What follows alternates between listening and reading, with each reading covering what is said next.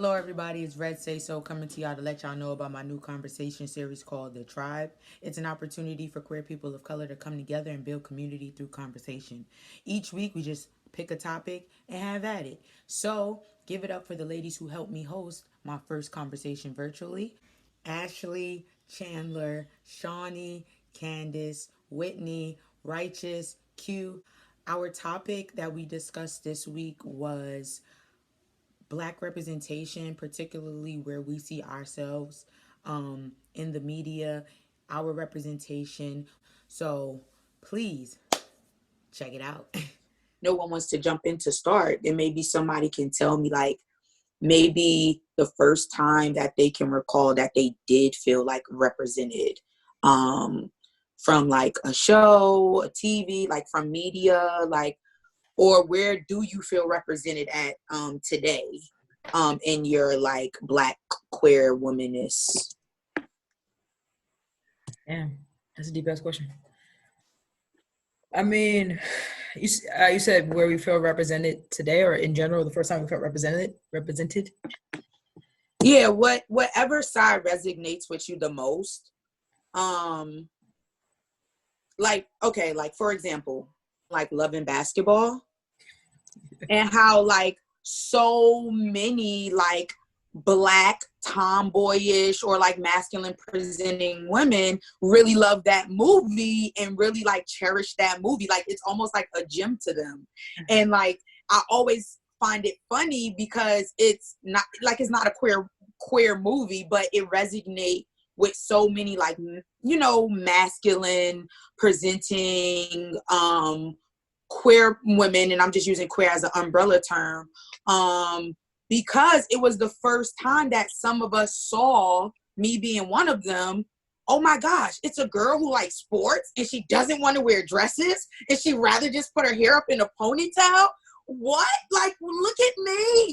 I don't know if y'all feel the same about that movie, or y'all want to elaborate on that, but yeah. I mean, so not Lathan bad as hell, but that's beside the point. Remember set it off like Queen Latifah was a whole stud. Like that was like the original like shit. But for me, where I felt like for me, it first represented. I mean, I used to sneak and watch the L Word, and I was like, yo, bro, I'm bet. Like I want to be bet so bad, bro. So I think for me, that was like, I was like, nah, this is me. I'm gonna be in suits and shit. So I think that's where I first felt like super represented. I don't fuck with white women. Sorry, friends, but like white women, not for me. For me, I mean, since Queen Latifah was brought up and like at a young age, I love Queen Latifah, and it was always kind of this drawnness to her being like this dominant woman just in general, but able to be versatile in her style, from, you know, wearing the tomboy look, but also dressing it up and being a leader in the household and being a leader at her work and being an entrepreneur and understanding grassroots and being a part of the community. So for me, it was her. And I knew, you know what I'm saying? I think at a young age, I was like, yo, I know she gay, but it's like, it also let me know that you don't have to proclaim something in order to be something, or you don't have to look or act a certain way. Like, you could be versatile. You can have this career that people may think or perceive you to be one way. You can have a whole nother life. Like, it's up to you to dictate who you are and what you want to be. And so I think Queen Latifah kind of set that platform for me, and being able to say, yo, be educated, be what you want to be, like, take the risk, but know that it's going to come at a cost. It's going to be challenging. You're going to be stressed. You're going to be tired. You're going to cry. You're going to come against some things. But, like, if you want it, no matter who you are, who you define yourself as, like, do that. So I think Queen Latifah is that one.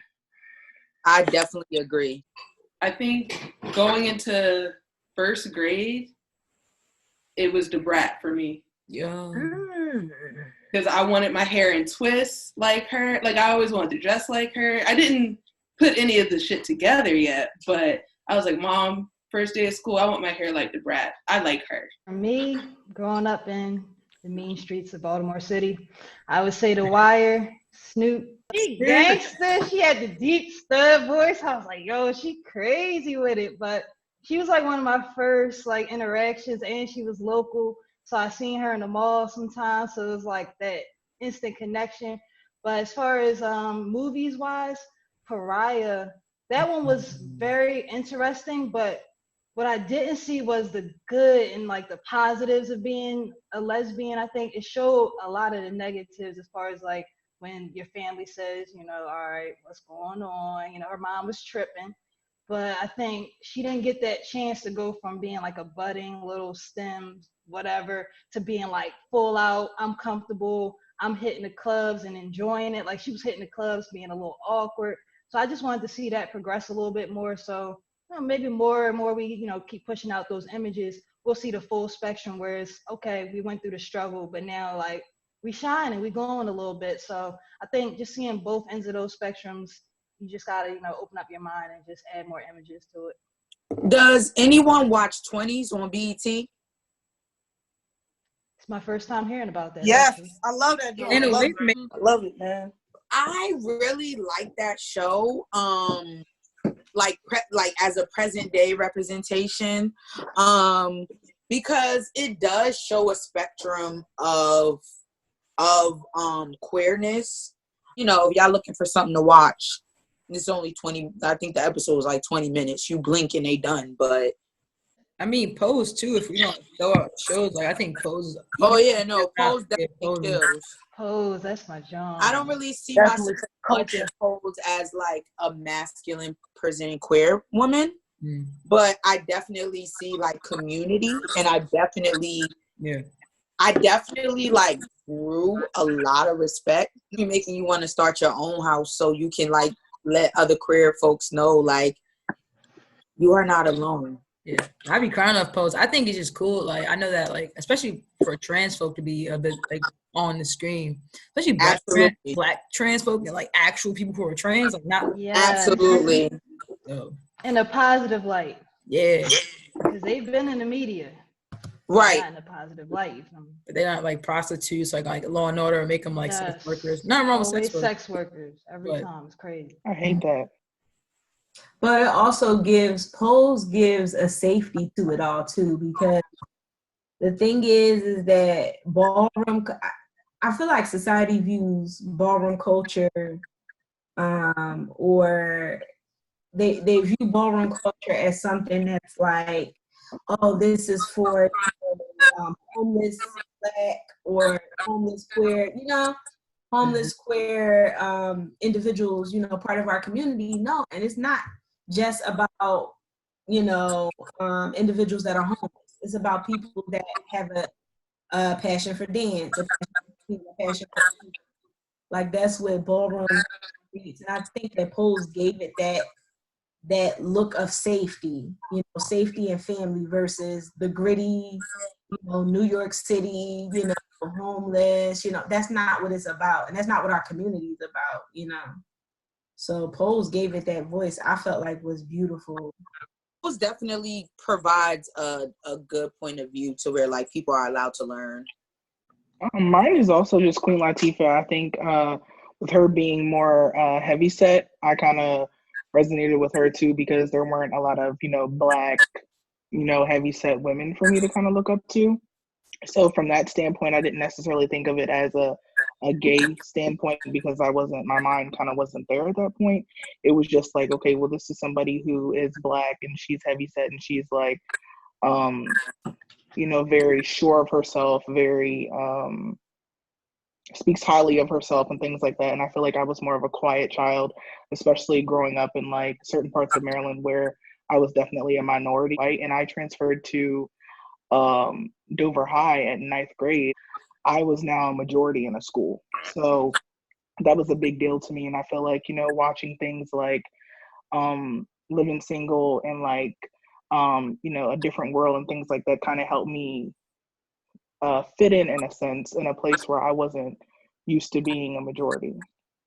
So I want to hear y'all thoughts. I mean, representation, I think right now, is more, you gotta look at the shit that's not there. So like, look at it, like there was queer as folk, like, and that's like white gay men and all this other stuff that was able to be. Ellen DeGeneres, all right? Like she was able to be all over the screen in like 96 on like magazine covers.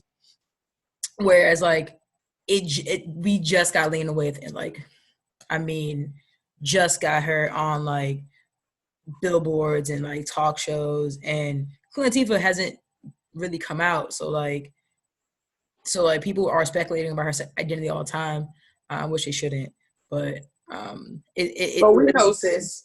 I know, but like, or like, but the people like Snoop, and like the Brat, like they was there too, and they never got the same like love that like the white lesbians get or the white gay men get. Look at Queer Eye, the black gay man. He do dumb shit like social media, right? So like, it's tough, man.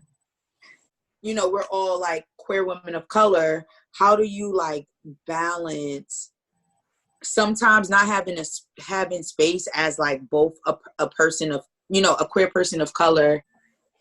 So I think that the Black community, a lot of it is kind of invested in the Black church. And then when you have those communities coming together and that overlaps, you come into that community as being a lesbian, it's hard to find a space within that community because they take a couple of scriptures and then that goes back to how they raise their kids in the Black community, because now, okay, if God doesn't like this, how can I like this? And it just trickles on down. So I think that it starts off like there's homophobia in the Black community, but the community itself has to stop that cycle from happening because we're going off of old ideologies, old standards, old things that no longer apply to us in the current moment. So I think that if we can just start to focus on that, we can progress forward. But I think it's hard to find your space in those communities.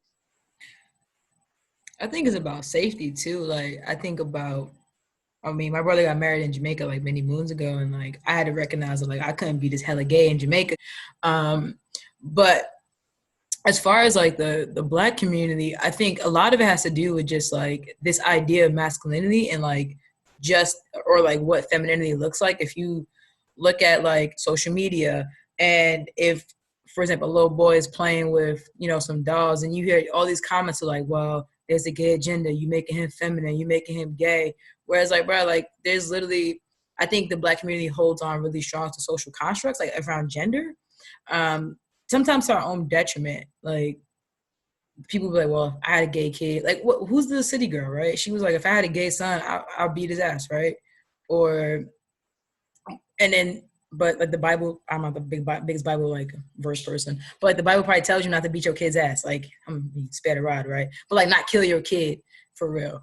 But it's just something that is just like, the idea of masculinity is just so rooted, even in women in the Black community. It's just like, it's kind of sickening at times, like that sometimes women are the most homophobic in the community. Like, go on some shade room comments and you will see that shit. I feel like in the gay community, there's a lot of, you know, people that still can't be themselves. Like, you can't be masculine and want to wear nails and want to, you know, get certain things in your hair, or you want to wear a dress one day before somebody else is judging you.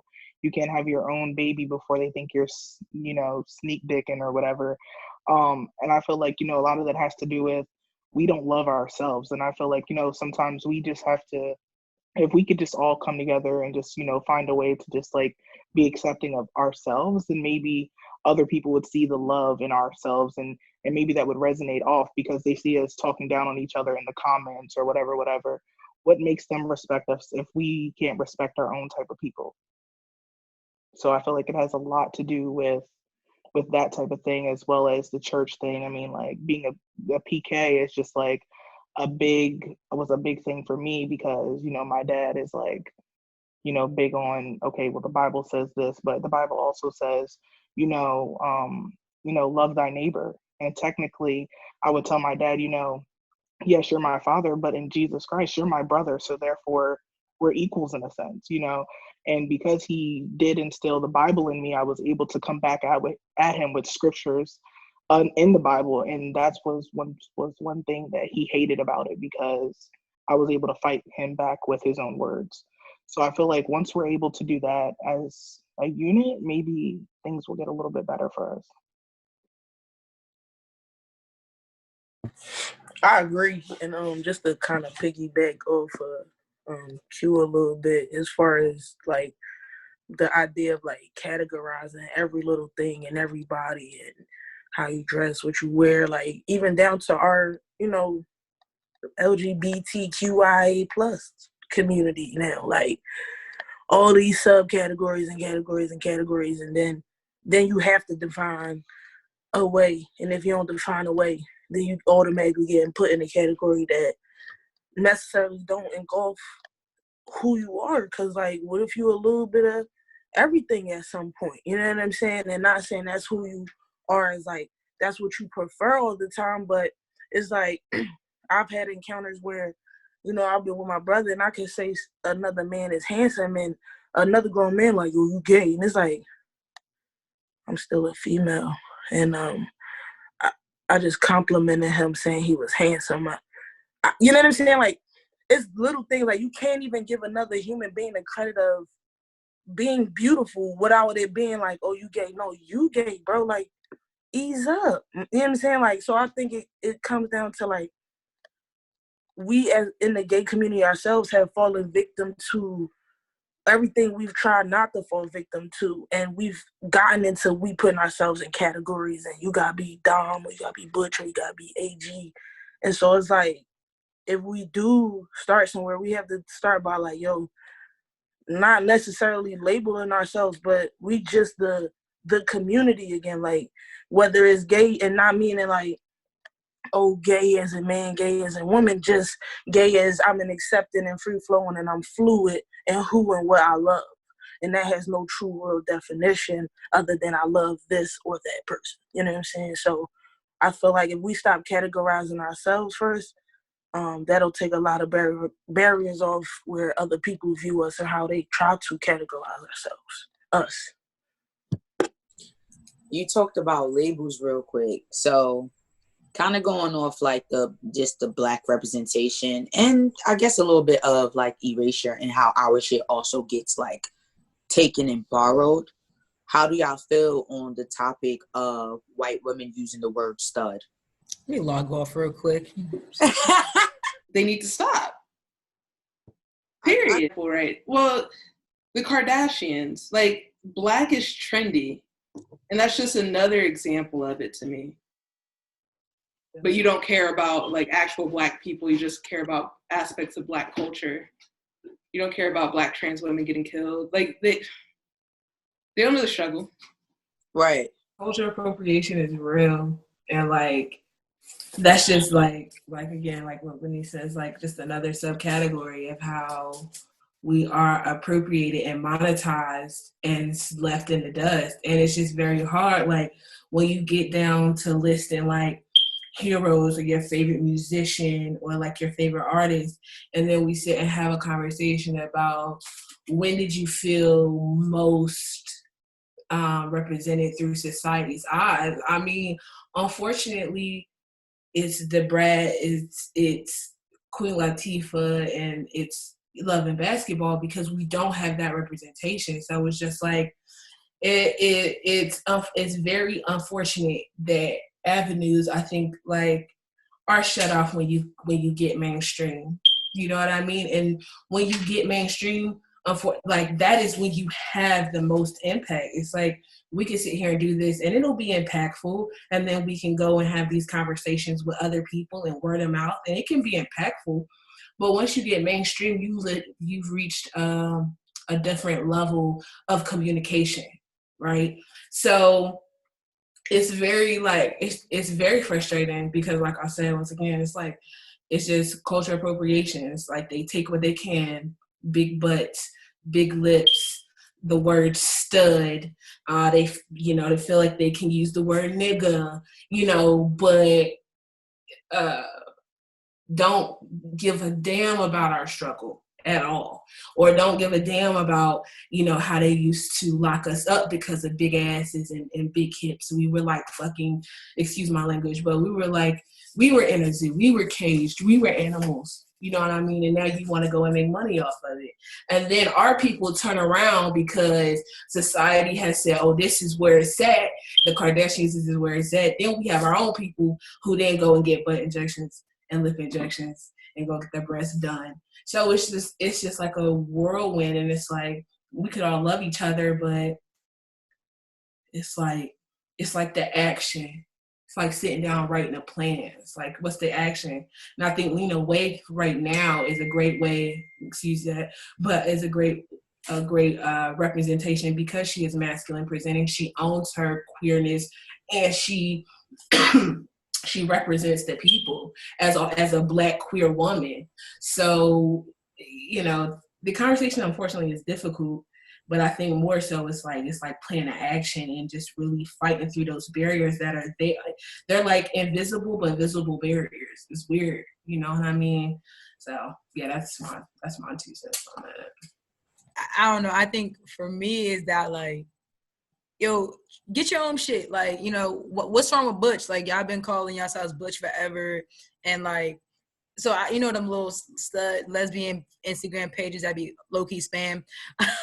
So like, I saw one and it was like, it has a lot of white women, but they're tagging themselves as stud, and I'm like, there's nothing stud about you. Like, that is not the language. That is not yours. Like, you have not been in the Black community. There's something inherently Black about the word stud. Like, it is like, I'm not gonna call myself Butch because that's how it's a white term. Like, and I think that when you start like being, and that's the thing about whiteness and privilege, you get to this try on shit, right? You get to go to Urban Outfitters, get you a Supreme hoodie, and then be like, nah, I'm a stud now, or I cut my hair a certain way, or I'm wearing fitted caps, and you know, I'm wearing a stud uniform or the beige joggers and the jersey, and then now I get to go and hang, and then I'm a stud, and then I don't know, and then they're gonna get glorified. So like, what's that girl, Ruby Rose from Orange Is the New Black back in the day, right? People was like, oh my God, she's so bad, oh my God, and I'm like, bro, like, Poussey right next to her, or fucking like there Young and Maya for that on TV, like, but you're not giving, like, they don't get the same kind of limelight, and I don't know, but yeah, that's just. I feel like people also invalidate our identity when they make it like, oh, you a stud because you got boy clothes on. You're a stud now just because you got short hair. Like, it's not, you know, the identity doesn't just equate to that. You get what I'm saying? It's not the fucking clothes. Clothes don't make the fucking stud. You hear me? It's a whole fucking identity that we take on within ourselves. You hear me? This isn't the fucking fitted caps, goddamn baggy shit. It's none of that shit. You gotta live that shit. That's why they can't keep it on for so long. It's crazy. So excuse me, what exactly is a stud? From my perspective, because I'm gonna give it to you from me. And like, stud is also a term that I pick up and put down. You get what I'm saying? Depending on the spaces that I'm in. For me, the stud is like a Black masculine presenting lesbian, and like, not just masculine in your presentation, but like in your gender expression as well. And I think that sometimes like that's where people like miss the like idea of a stud, is like, it's not just clothes, it's a gender expression, it's a code, it's a language. You get what I'm, sometimes it's detrimental and sometimes it doesn't make sense. It's a code that we all like just like innately learn over time. We're dismantling some of this stuff, and it's evolving, which I'm so grateful for, and I hope that it continues to evolve. But like, yeah, I hope that like gives you a rough understanding. To be quite honest, yeah, I've been waiting for this because they just, I don't want to sound angry, you know, we being recorded, but just in general as a whole, some shit has been taken from us. We can say that. We can say that the term, you know, stud, dyke, all those things, those terms were ours. And going back to even like vintage queer Black community back in the 80s and the 90s, they cultivated all those words, right? So it's like, then when you see, you know, our white counterparts saying this in our community, I mean, look at Philly. Even with the different festivals and stuff that we've had, it's the faces of white people, you know, and we had to cultivate the spaces and the terms. We had to take that stuff back, and we had to cultivate the spaces to have a Black Pride in April. you know, and have, you know, Black-centered event, queer-centered events. And the term stud for me was something that belonged to us as a Black community. Me, I've never really rocked with just white individuals in the gay community saying the word stud and then post, you know, they post the pictures on Instagram, it's the Vines and, you know, the TikToks. It's different things I've saw like over the years where they got the fitted cap on and like, oh, I'm a stud. And on Tumblr, wasn't there a whole craze where it was like, you know, white lesbians was like stud AG and they had like the different type of hashtags on Tumblr and you could go search them and girls would rate, you know, which white stud looked the best over the other one. And it was always long hair, blue eyes, you know, white frosted skin. You know, but it wasn't like our type of representation, or it wasn't us taking that turn back for us. And then when we decided, no, you know, we're the people that started this, you know, our community, our queer Black community in general, we took those terms, we made those terms. And to me, I've never really liked it. I mean, I've had white friends that are in the community and they identify themselves differently. They don't say the word stud. They don't say the word like they don't identify themselves as that. They're very much respectful of the fact that all of it for us is intersectional and we created it, we cultivated it. So I have white friends that are very respectful of that. But I've been in spaces where white counterparts are not respectful of that. And it's almost like a cockiness. It's almost like an ignorance when it comes to it, because they say that they feel like they started it, but they really didn't, you know. So that's how I feel about that. Thank you. Get off my soapbox. Nah, I appreciate you, you know, being authentic and honest in your opinion. You mentioned something that was really interesting, which was the Philly events. Made me think about when the Gayborhood had an event for Black Pride after not allowing Black Pride to host an event in the Gayborhood. So that was really interesting. So like what you were saying made me think about that. So I wanted to get people's thoughts and opinions on that. I believe it was just last year. I don't know if anyone attended in the Gayborhood or outside of the Gayborhood. I attended it outside of the Gayborhood. I think I went to a couple parties that was promoted by other organizations. It was like Black queer organizations that I went to, but I didn't go specifically in the Gayborhood. Yeah. I went in the Gayborhood only because my girlfriend is from California, and so to give her the chance to just kind of experience the scene of being out in Philly, and but we didn't go to certain places, and I let her know why we wasn't going to certain places and why we wouldn't come back and why we would do things different. But I did want her to get the experience, like, cause she from California, so San Francisco Pride and those prides over there is like grandiose and like, you know, everybody is welcome and invited. And so, you know, I just wanted her at least to get some of the vibe that Philly could give, but hopefully, you know, it could be a different essence and we could see Black pride be really Black and beautiful in its full essence.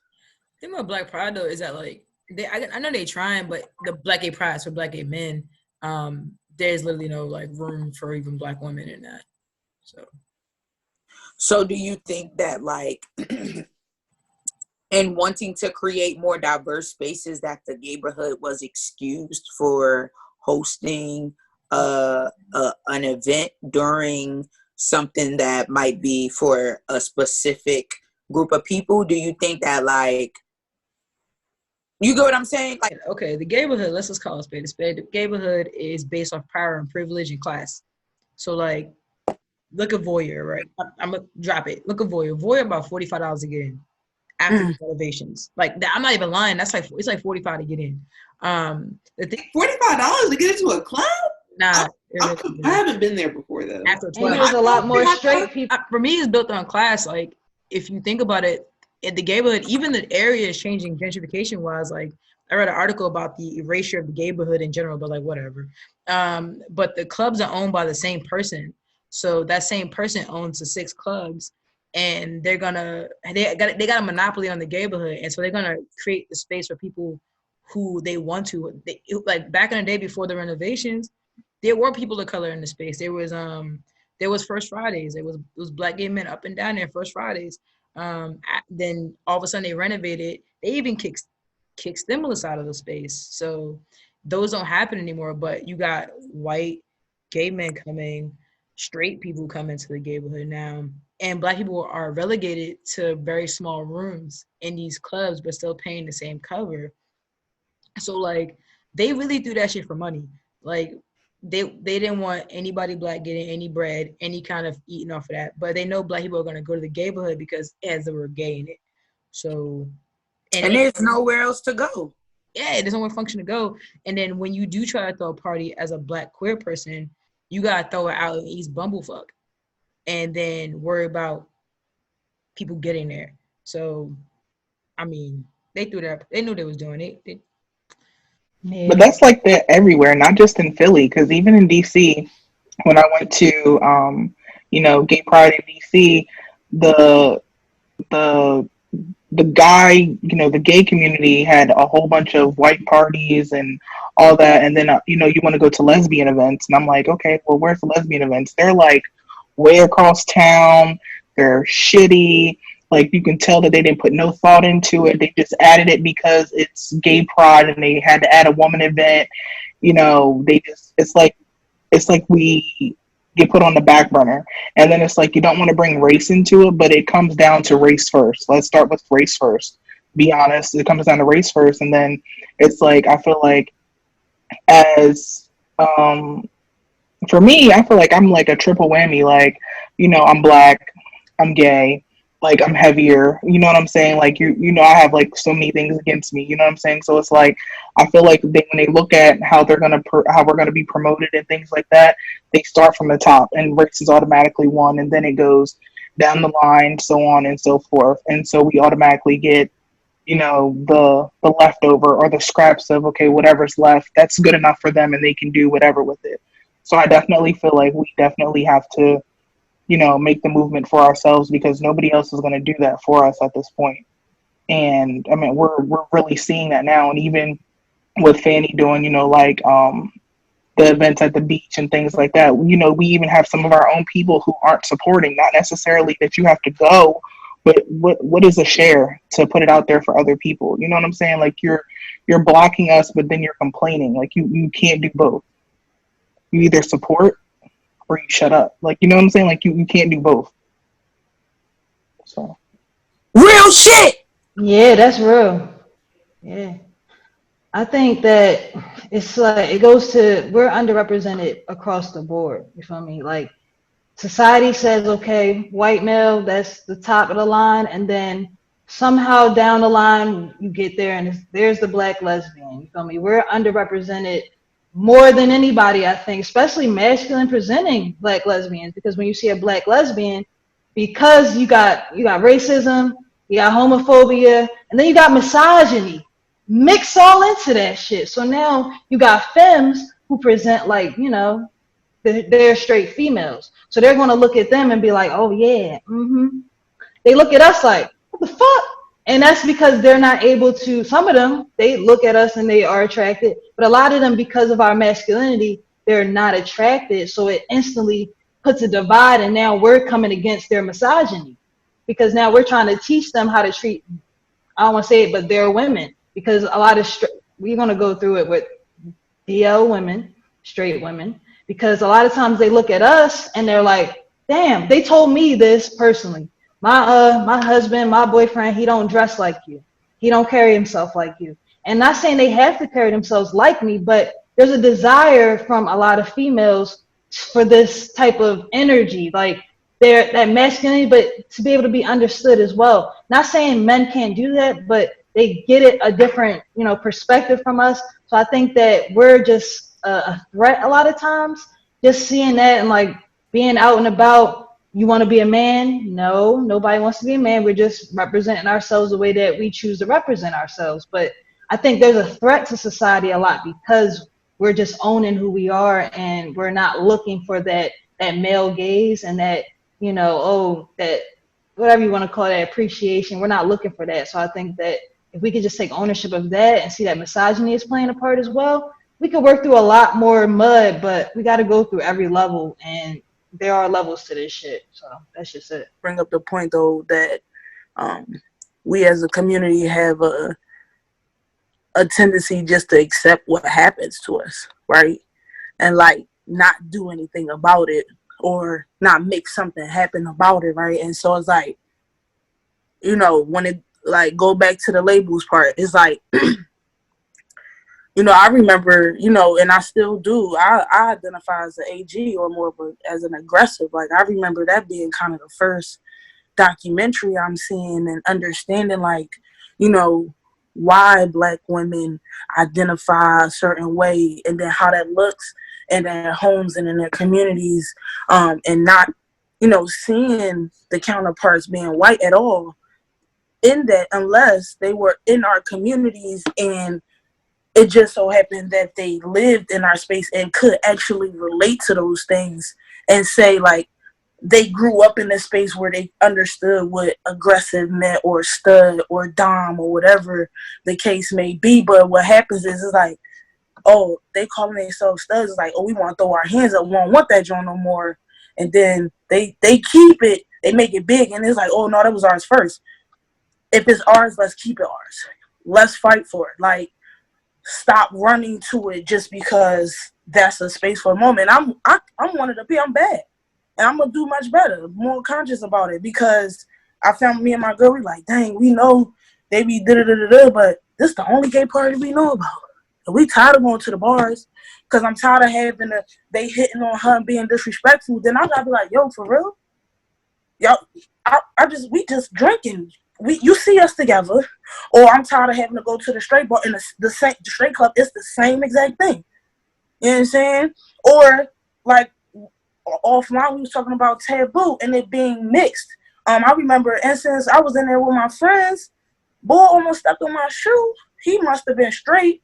I'll beat your gay ass. I'm like, bro, you almost just stepped on my sneak. That's it. Be like, I'm just came to party with you know what I'm saying? So it's like, I want us to stop giving up what is ours and take it back in a stronghold and like do something about it. Or if we are going to give up or say we throwing our hands up, no, you can have that space. We're going to cultivate and create a brand new one and make it way better. So everything you think you stole, because you only can steal what you saw. You don't really know what's been going on behind the scenes and things that we got up our sleeve in the cult, because we create a lot of things. They just try to take and get little pieces. We see it in fashion. We see it in music. We see it in art. So it's like, take our credit back. You know what I'm saying? Like the civil rights movement and slavery, like somebody had to say, yo, at some point, this is ours. We have to take it and cultivate it and stop just throwing our hands up. So for us, we got to just stop running to it just because it's the only space or the only band, and take back what's ours and cultivate it and make it ours again and make that safe space. Like, and I know a lot of issues probably be like, we worried about fights and guns and da-da-da and the fight. I mean, we set the standard on what that would look like in our space and just have that safe space for people to come. You know what I mean? But that's my bit on it. Oh shit. I mean, it's hard too. Like, I think about it, like, as like to create the spaces, like, because the neighborhood is like so centralized. Like for people, it's hard to create that space when you gotta, like we were talking about outline, like when half the bars in West Philly are owned by straight people, like straight Black men, if that, and like they want your bread, they want you to like to come up, and like they only give you opportunity as how far as your money could walk. Like I was part of throwing some parties for a minute, and like them shit stopped because it was a fight, but like the owners like wanted X, Y, and Z because they wouldn't give another chance. They were like, you got to come in with this, and this. But like, it's probably fights and that shit every day. But they look for one opportunity to like just erase like Black queer things because it's gay. right? And they don't want their establishment to be looked at as a gay establishment, which goes back into the Black community and how that gayness is even seen in the Black community. Whereas like you say fuck it and go right to the neighborhood and taboo and spend your money at a spot that barely fuck with you, and the people throwing a party only fuck with you for clout, right? So it's hard. It's really hard, especially being like you, like, damn, I want to create this space, but there's black homophobia against you, then it's also racism down here against you, and it's like, how do you play? I can agree with both Candace and Ash, like both of you, and the fact that I've heard from both of your opinions also with the fight. You know, what about the violence? You know, what about the violence of us trying to create it? If we create or try to cultivate a space, we got to cultivate a space. We got to protect each other, protect ourselves. Like, you know, it goes back to me in high school. You know, I lost a good friend of mine that I was playing AAU league basketball with since we were 8. You know, and she was a masculine presenting queer Black woman. That just goes to say, again, the protection, you know, the protection of the spaces that we create. Who's going to protect us? And are we going to protect each other, you know, from, again, the people that don't support us, whether that is the straight toxic men, you know, whether that is the white toxic men, you know, or whoever is after us. If we are cultivating those spaces, then what does protection look like for us? Like for each other, you know, for us, what are our boundaries? I mean, I lost her at such a young age. I remember that being a traumatic piece in me growing up as a masculine presenting Black woman. Like, am I going to go into these spaces and feel protected? You know what I'm saying? You know, and like Candace was saying, guns, violence, like people prey on us because they figure, oh, if you want to look a certain way, you're going to act this way, you're going to get hit this way, you know, you're going to get dealt with this way. And that's not the case, you know what I'm saying? And, you know, for her, rest her soul, a good friend of mine, you know, she passed away, of course, because of who she was, what she represented in our community, as well as, you know, the woman that she was dating was this ex-boyfriend, you know, that came back and tried to get her back from my friend. And again, that's just what happens in our community, is the fact that it can get bad. You know, it can get bad in spaces that necessarily are not meant for us, or spaces that are meant for us. I've been to Black queer parties where, you know, straight men have rolled up and, you know, full on saying different slurs, you know, saying they're going to stab this person when they walk out at the let out, you know. I just always want to think of what would protection look like for us moving forward. You know what I'm saying? When it comes to the cultivation of spaces, whether we start it, someone else starts it. And even if we should, like Candace said, we go and take it. You know, what's it going to look like for us when we go and take something and, you know, this is ours? What is it going to look like for us protecting ourselves, you know, from people, from the world, you know, from different things? So I think someone said earlier, and well, before I even move forward in this conversation, my condolences for your friend, and that's very unfortunate that experience happened. So, but someone said earlier is like, you can't be loud about something and not be willing to do nothing about it. And unfortunately, when you do something about something, with anything, a risk comes with it. Whether you doing something positive, negative, is always a risk. It's a risk that your predicted outcome is not going to be your outcome, no matter what you do. So, like, unfortunately, I guess that makes the difference between the doers and the sayers. Is like, who is willing to risk it? You get what I'm saying? Who is willing to... All right, so going back to my beach day, that Q mentioned earlier. I started my beach day 4 years ago, though, that I started it. you know, a lot of my friends was just scared to exist in their queer bodies. You get what I'm saying? And I was like, yo, I want to do a beach day. I want to do a beach day so that people can just come together and just like exist in our queer ass, gay ass, trans ass, whatever ass bodies. We want to come together and just like be together. And like it was beautiful. Like I think like over like 30 people came to the first one, and it was very communal. People shared their drinks, people shared their food, people shared their music. Like literally, it was literally like a time, place, come here, pull up, and like let's just have a good time. But it was still that risk, right? It was still that risk that like y'all are on a beach, a public beach, gay, doing loud as hell with y'all girlfriends, and like literally, like I, to let people know where I was, I had this big rainbow flag, and it was just like, you know, that chance of something being dangerous, or that chance of someone just taking that shit left. You get what I'm saying? Like it's always going to exist, no matter what, because it's the world that we live in. So like when we're creating these spaces and we're seeking protection, I feel that it's important for us to have each other's back. And it's important for us because like if we fighting each other, then like how can we deal with the outside world? I think someone also said that earlier. It's like, you know, if we too busy doing too much on the inside, how can anyone on the outside even be like, all right, they got their shit together? You get what I'm saying? If I look at you and I feel like I could take what you got, I'ma take it. But if I look at you and I'm like, nah, I don't think I can take that, then I'm going to reconsider. I'm going to, it's not going to look the same.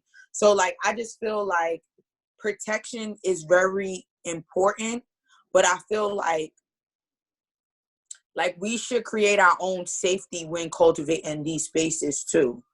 But there's a queer party for queer people of color in New York where like they provide rides home.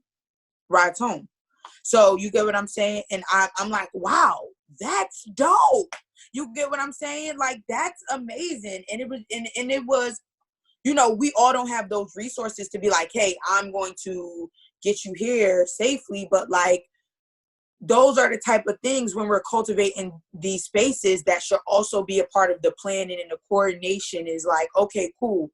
I'm not just getting this venue and paying this money and hoping that everybody come. I'm making sure that everybody can get back to where they're going and get back home safely after supporting me and supporting community.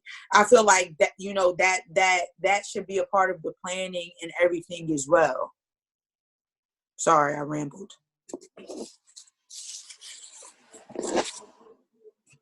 Nah, but we could definitely be that Brooklyn boyhood, cause like they do that really well in New York. Like I would love to see that like replicated somewhere down here. And I haven't been to any of their parties, but They're dope. They at their parties they reserve seating for ancestors and folks who are not able-bodied. It's really cool.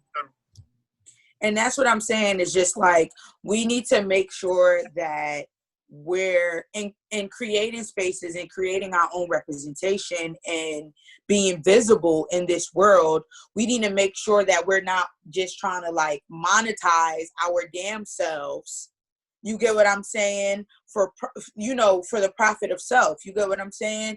It's just like, and that was going to be my closing question for everybody is, how are you as an individual not only visible, but like creating representation for others? And you might not be. Everybody, some people, you know, living your life is your representation. That's more than enough. But I don't know if everybody want to answer that question. Is just like, you know, how are you visible? How are you creating representation in your own life?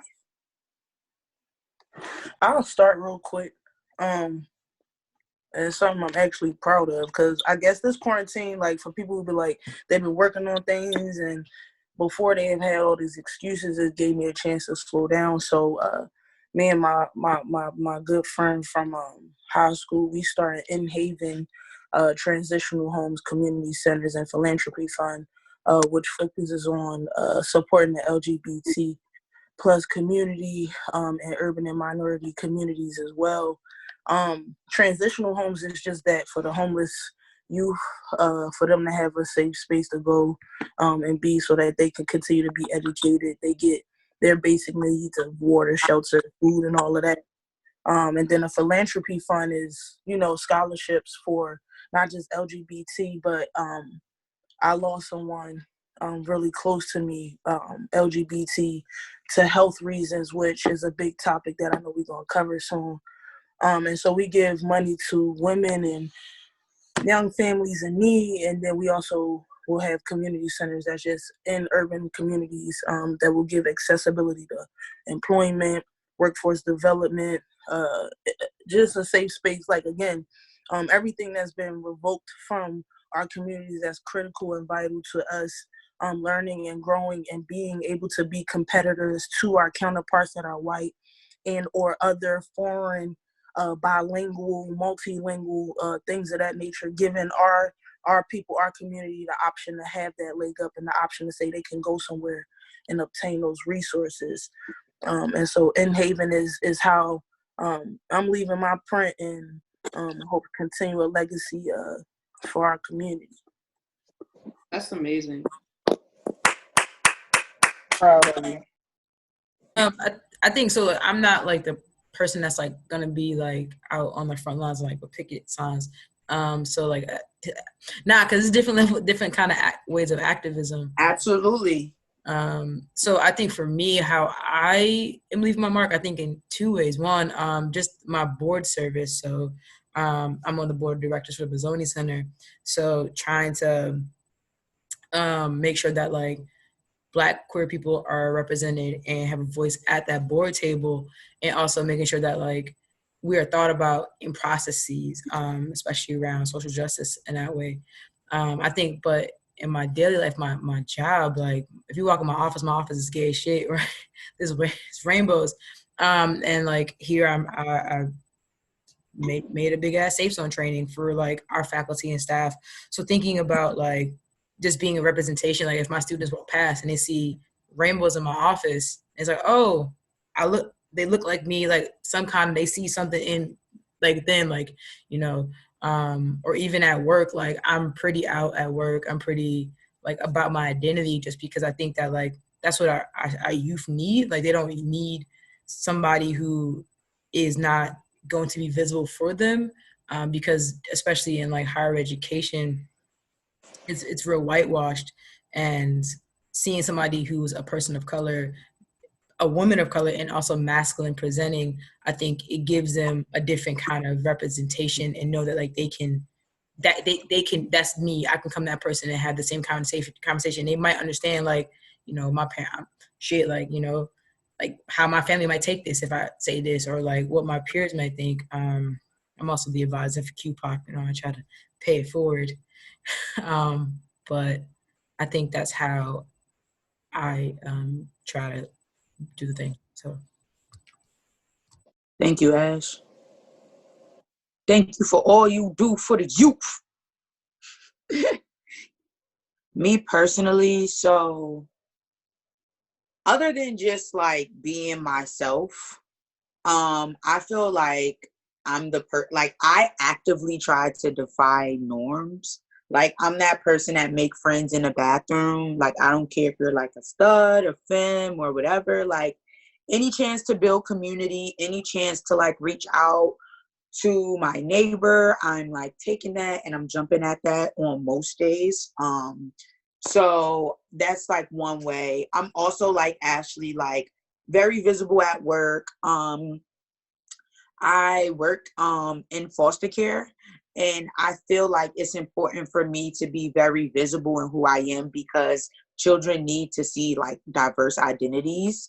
I don't need to explain everything to them. It's not my job to teach them, but experiences are important. Creatively, I just like create spaces from my beach day to other events.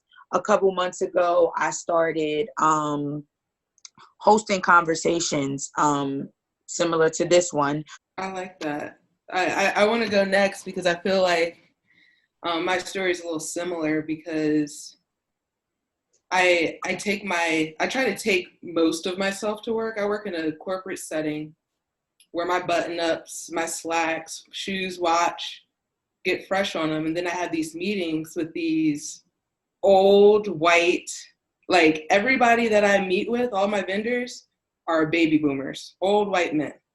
Them having to deal with a young, because I look like I'm 12, I'm 31, a young Black, thank you, queer, masculine presenting woman, they're just like, me bringing my whole self to work is actually educating people and taking away some of the stereotypes and misconceptions they may have about masculine presenting people, Black people, young people. Like, so that's what I do. And then I also volunteered for the multicultural group at work, the outreach. So I get to work with other minority groups within the city that we partner with.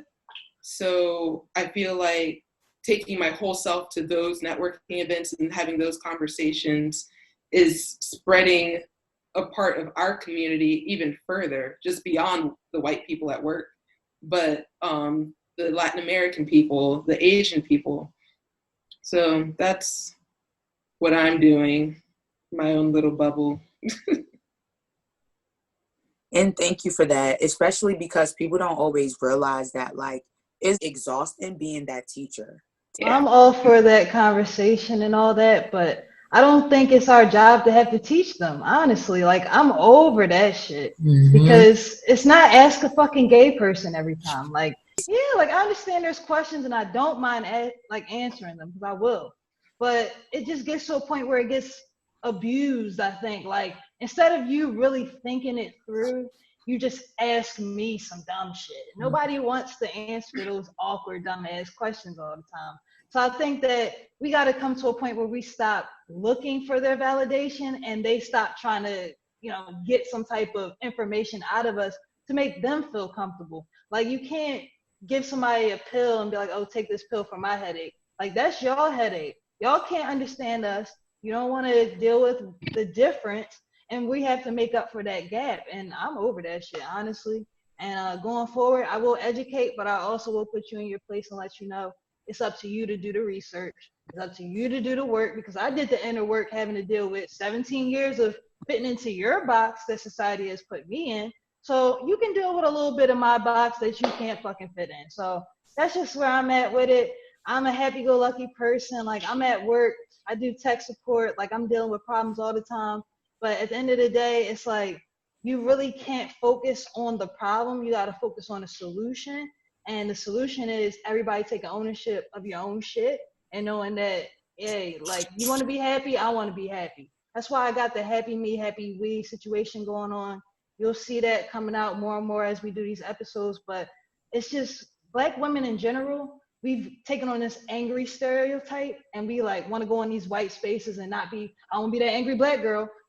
No, you should be that person taking ownership of who you are. And if somebody tries to step to you, you should be able to, express yourself. If it comes off angry, that's not your problem because somebody's stereotyped against you. So I think just looking at that and being in different spaces and owning my Blackness, owning my gayness, owning my womanhood, it just teaches another person who's struggling with it, to own that shit for themselves and everybody around them to own whatever they got going on.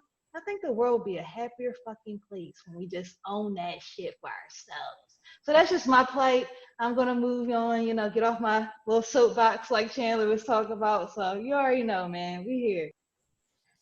I think we also got to recognize the the hard part, even showing up to work as yourself, because not everybody can go to work and, be themselves and real shit. Been there. Did anybody else want to jump in or answer the question, say anything? It's very important for y'all to do y'all census, man. Y'all got to do y'all census. It matters in the community. It matters for, us as LGBTQ people. Like, our vote matters. I mean, not your voice matters. So where you are, where you live, to be counted as a person means resources in that community. Honestly, thank all of y'all for jumping on this Zoom, for rocking out. Thank you all for watching. And if you're interested in joining the conversation, please DM me for more information. Thank you.